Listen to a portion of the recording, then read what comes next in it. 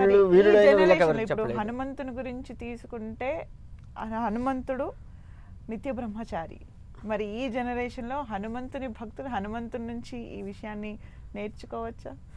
నిత్య బ్రహ్మచారి అని చెప్పేసి అంటాం, కానీ హనుమంతుడికి వివాహం అయింది. ఆయన భార్య పేరు సువర్చల, సూర్యుడి యొక్క కూతురు. సువర్చల సైత హనుమత్ కళ్యాణం చేస్తూ ఉంటారు మనం. సువర్చల సైత హనుమత్ దేవాలయాలు కూడా ఉన్నాయి మనకి. అంటే హనుమంతుడికి వివాహం అయినా కానీ ఆమెని తన లోపల దాచుకొని తను అలా భక్తిగా ఉండిపోయినాడు. అంటే అక్కడ నేర్చుకోవాల్సింది అంటే మనం భార్యని. ఇప్పుడు చాలా చోట్ల హనుమంతుని దేవస్థానాలే చూస్తుంటాం. సువర్చల సమేత హనుమంతుని దేవాలయాలు ఎక్కడెక్కడ కనిపిస్తాయి గురుగారు? మనకి లెక్క వేసుకుంటే హైదరాబాద్లో ఉన్నాయి, ఇంకా చాలా చోట్ల ఉన్నాయి. హైదరాబాద్లో అయితే ఉన్నది, మనకి వనస్థలిపురంలోనే ఉంది ఒకటి సువర్చల సైత హనుమత్ దేవాలయం. అలా కళ్యాణం చేస్తారు మనకు. హనుమత్ జయంతి నాడు హనుమత్ కళ్యాణం చేస్తారు. ఇలా చేసినప్పుడు సువర్చల సైత హనుమత్ కళ్యాణం చేస్తూ ఉంటారు. ఇలా మనకి స్వామివారిలో అంటే ఇప్పుడు నిత్య బ్రహ్మచారి అన్నారు, మరి ఆయన బ్రహ్మచర్యాన్ని పాటిస్తూ ఉన్నాడు. మరి అంటే ఇక్కడ నేర్చుకోవాల్సింది ఏంటంటే భార్యని కూడా తనలో కలుపుకొని, తను వేరు నేను వేరు కాదు, ఇద్దరం ఒకటే అన్నట్లుగా తనలో నింపుకొని. విష్ణుమూర్తి తత్వం కూడా అదే కదా, గుండెల్లో పెట్టుకొని చూసుకున్నాడు. అమ్మవారు ఎక్కడ ఉంది? విష్ణుమూర్తికి గుండెల్లో ఉంది.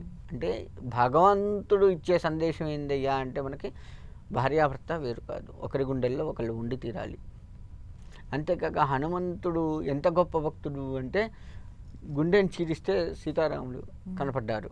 అంటే చూడండి, భగవంతుణ్ణి గుండెల నిండా నింపుకోవాలి అన్నది కూడా హనుమంతుడి దగ్గర నేర్చుకోవచ్చు. మనం వాళ్ళు ఏదో గుడికి వెళ్తే దండం పెట్టుకుంటాం, కోరికలు చెప్పుకుంటాం, అయిపోయింది. అది మనం చేస్తూ ఉంటాం. కానీ హనుమంతుడు మరి సీతమ్మవారు పట్టాభిషేకం అయిన తర్వాత సీతమ్మవారు హనుమంతుడికి గుర్తుగా ముత్యాలు దండిస్తూ మొత్తం కొరికి కింద పడేశాడు. సీతమ్మవారికి కోపం వస్తుంది. ఏంటి నేను అంత ప్రేమతోటి ఇస్తే నువ్వు అవన్నీ కొరికేస్తున్నట్టు, ఇందులో ఎక్కడా కూడా మీ ఇద్దరు కనపడట్లేదమ్మా నాకు.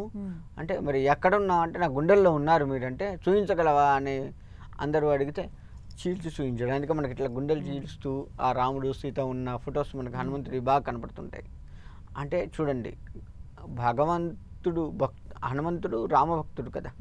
అంటే భగవంతుని భక్తుడు ఏ విధంగా ఉంచుకోవాలి అణువణువు ఆయనే. మనకి ఇంకా క్లియర్గా చూడాలంటే హనుమంతుడి కొన్ని ఫొటోస్, వెనకట ఫొటోస్ ఇప్పుడు అవి మనకు కనుమరుగైతూ ఉన్నాయి, కానీ వెనకట ఫొటోస్ లెక్క వేసుకుంటే శ్రీరామ అనే పేరుతోటి మొత్తం హనుమంతుడిని తయారు చేశారు. అక్షరాలతోటి హనుమత్ రూపాన్ని తయారు చేసి ఉంటాయి. గద కూడా శ్రీరామ అన్నతో అంటుంటే ఉంటుంది చూడండి. అంటే అణువణువు రోమాలు మొత్తం కూడా రామమయమై ఆయనే ఇంకా నాకు అన్నట్లుగా ఉన్నారు. హనుమంతుడు పరమేశ్వరుడు స్వరూపం, శివుడి స్వరూపంగా చెప్తాడు. శివుడికి 11వ అవతారం హనుమంతుడు. మళ్ళీ శివుడు అనేక అవతారాలు ఎత్తాడు, అందులో 11వ అవతారం హనుమంతుడు. అలా అందుకే మనకు హనుమత్ దేవాలయాల్లో ఖచ్చితంగా శివుడి గుడి ఉంటుంది. శివకేశవులు ఆయన అచ్చంగా కేశవుడిగా పుట్టిన శివ అంశగా పుట్టారు. హనుమాన్ జయంతి సందర్భంగా హనుమాన్ చాలీస గొప్పతనాన్ని నేటి తరానికి మీరు తెలియచేయండి. అసలు హనుమంతుడియే మంచి ఆదర్శం.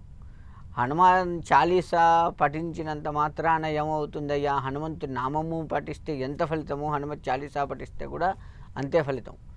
అణువణువు హనుమంతుడి యొక్క గొప్పతనం అందులో కనపడుతూ ఉంటుంది. హనుమంతుడు ఏం చేశాడు ఏంటి, చాలీసా మొత్తం కూడా ఇంచుమించుగా అదే కనపడుతుంది. హనుమత్ చాలీసా కనుక ఎవరైతే పఠిస్తారో వారికి హనుమత్ అనుగ్రహం ఖచ్చితంగా ఉంటుంది. అంతేకాక మనము దేవాలయాలకి, హనుమత్ దేవాలయానికి వెళ్తే హనుమ అనుకునే బదులు శ్రీరామ అని అనుకుంటే హనుమంతుడు తొందరగా ప్రసన్నం అవుతాడు. ఇంకా ఇలా హనుమాన్ మాల ధారణ గురించి తెలియదు. హనుమాన్ మాల అంటే ఈ దీక్షలు ఎందుకు చేస్తాము అసలు మనం అంటే, ఒక దీక్షగా భగవంతుణ్ణి కొలిస్తే, ఉత్తప్పుడు మనం ఏం చేస్తాం, చెప్పులు వేసుకుంటాము, 10 చోట్లకు తిరుగుతూ ఉంటాము. అలా కాకుండా ఒక దీక్షగా ఇంకా ఆయనే మనకి, అది తప్ప ఇంకొక లోకం లేదు అన్నట్లుగా త్రికాల దీపారాధన, స్వామివారికి నివేదించింది మాత్రమే భోజనం చేయడము. ఏ ఆహారం తీసుకున్నా, పండ్లు తీసుకున్నా, మనం భోజనం చేసినా, రాత్రిపూట టిఫిన్ చేసినా భగవంతుడికి నివేదించింది మాత్రమే తీసుకోవడం. అంటే అణువణువు భగవంతుడే ఉన్నాడు అని చెప్పడానికి దీక్ష. ఒక రకంగా చెప్పాలంటే. ఉత్తప్పుడు మనం అలా ఉండం, ఇష్టమైనట్టు తిరుగుతాం కదా, బఫే సిస్టమ్ తింటాం. దీక్షలో ఉన్నవాడు ఆ పెళ్ళికి హాజరవుతాడు, కనపడతాడు, జీవన వస్తాడు. విధానాన్ని అంతే. మార్చుకుని మొత్తం మారిపోతుంది. కటిక నేల మీద పడుకోవడం ఇట్లా ఏంటి అంటే ఒక పద్ధతి.